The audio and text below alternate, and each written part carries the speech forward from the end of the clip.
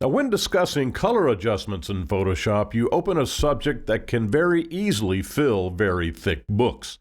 Now, let's take a look at just some of what's available on the internet in that regard. And if we go to Amazon, we see this book by Dan Margulis, Photoshop Lab Color. This is 358 pages of just one color space.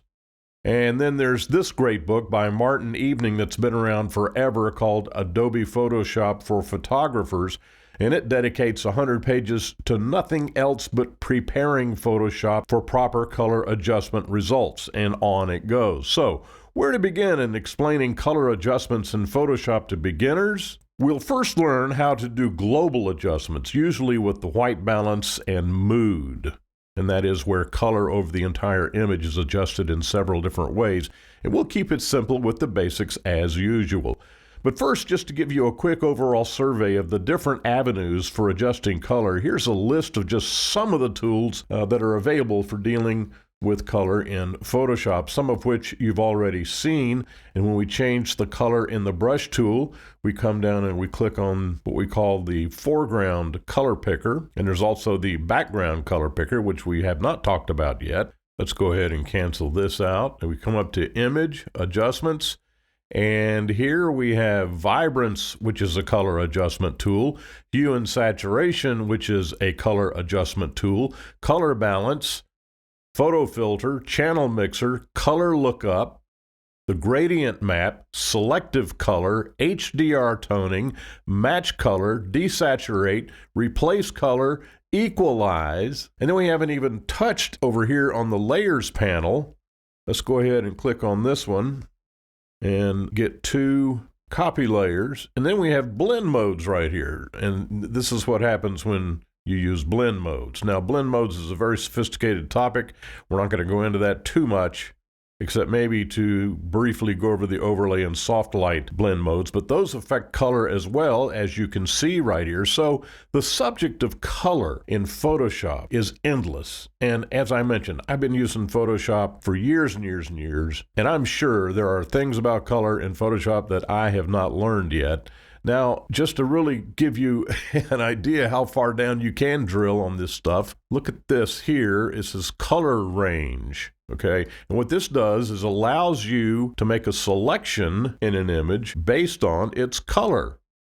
And then when you can isolate, say for instance, this tree trunk, hit OK, and don't worry about learning what I'm doing here. I'm just trying to demonstrate to you what you can do. Now, I've put the tree trunk, just the red part of the tree trunk on its own layer.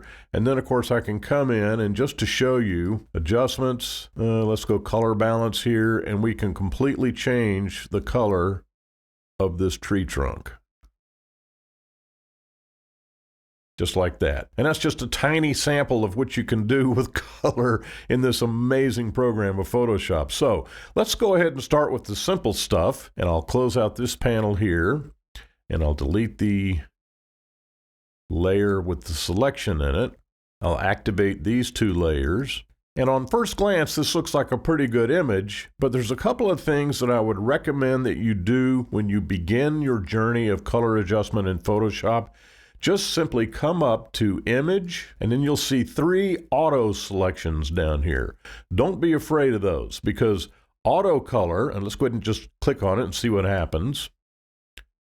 That looks pretty good. It's a little heavy-handed, but it's a step in the right direction. So in other words, Command Z to go back, you can see the green tint that was in this image. And so sometimes when you click on Auto, it does a really good job of making those corrections. Now here's an excellent example of when the auto correction works really well. This is an old photograph taken in the mid-70s when I was in the radio business of the WIFE studios in Indianapolis.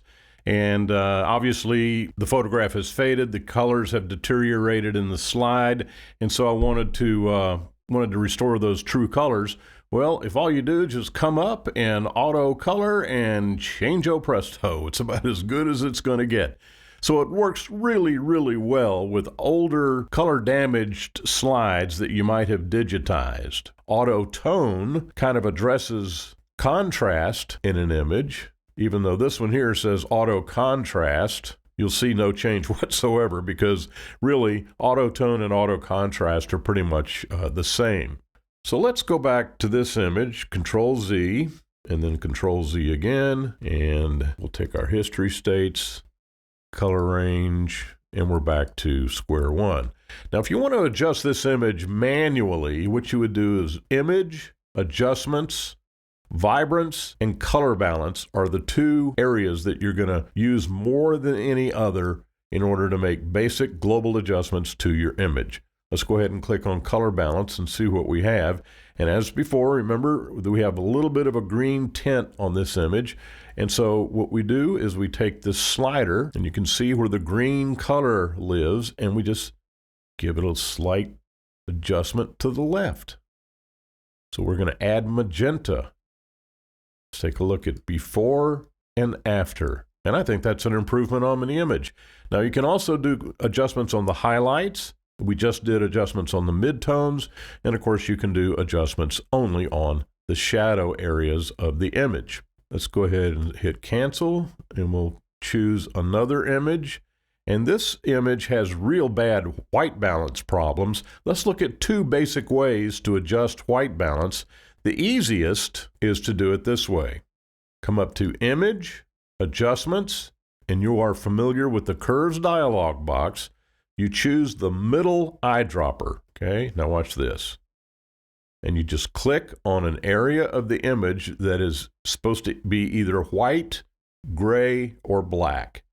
And sometimes the results you're not going to like, so you click around and see what you like or don't like. There's no such thing as one size fits all. You might not get a perfect result when using the eyedropper tool. Other times you might. In this case, I think it's a little bit heavy-handed. You can see the blues are reduced a huge amount, and then we've added green and we've added red, which I think is just a bit too much. So let's go ahead and cancel this, and then we'll come up to Image, Adjustments, Color Balance, and now let's make some very slight adjustments. A little bit to the left, and you can see that blue haze coming off. Now let me show you one thing about this color balance adjustment sliders. If you add yellow, in other words, you have -20 on this slider right here, sometimes you need to compensate by adding 20 to the opposite color slider, and you'll see a straight line. And that straight line is what you're going for when you're making adjustments. Now again, it doesn't work every single time. Like this one here, it's got too much purple in it. So let's add a little green. And again, this is all basic experimentation. Now I think that's an improvement. There's other things that we could do to this image to really make it pop. But I think in terms of global adjustments on the color, that's better than it was. This is before and after. And again, it's all taste. It's all, according to what you like. Now, let's say you think this is a little heavy-handed. Let's back off the adjustment down to, say, 10. And then we'll take this bottom one and go back to 10. And then let's just do an adjustment here. And that's not looking bad either. But again, you adjust this based on how you like the image. I'm going to go ahead and keep this adjustment and then come up to Image, Adjustments, Curves. And you'll notice here that we've got a little bit of gap on the dark areas. Let's go ahead and fill that in. And then I think this entire image needs to be just a little bit darker than it was. It was just a little bit overexposed. Go ahead and hit OK. And to me, that looks pretty good. There's another adjustment that we might be able to do on color balance. Let's go ahead and just add, let's say add 10, and then, or take away 10 and add 10. Don't like that. So there's no right or wrong way to do this. It's all subjective, and it's all based on what you want to achieve out of your image. But the point is you can do extremely precise global color adjustments on just about any image that you put into Photoshop. Let's look at another example. And this one has the same problem. Come up to Image, Adjustments, Curves, pick the middle eyedropper, and where do we want to sample from? Let's try it up here, and that's a very marked improvement. Let's try it down here, where we have some gray clouds, and it's too much. Let's go back up here. And this eyedropper sometimes can give you brilliant results, but not every single time. So everything is experimentation. So let's go ahead and take this one and do it manually again.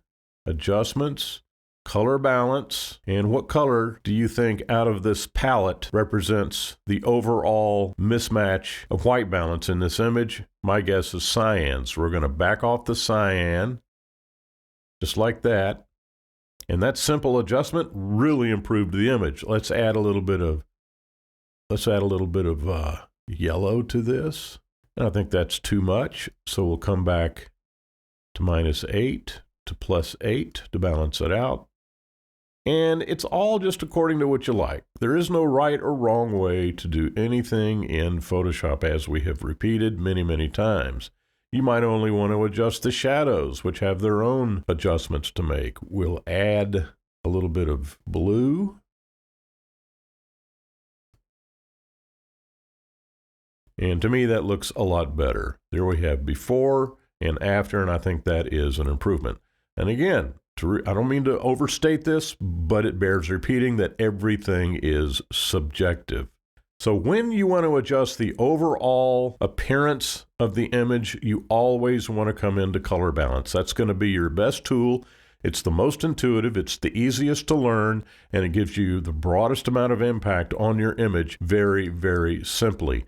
Now let's go to another image, and this is one that I worked on for a very, very long time. And as I look at it now, I think it's just a little bit oversaturated, so let's go up and deal with that. Let's go to Image, Adjustments, Color, Hue and Saturation, and I think what I want to do is just back off ever so slightly on these saturated colors.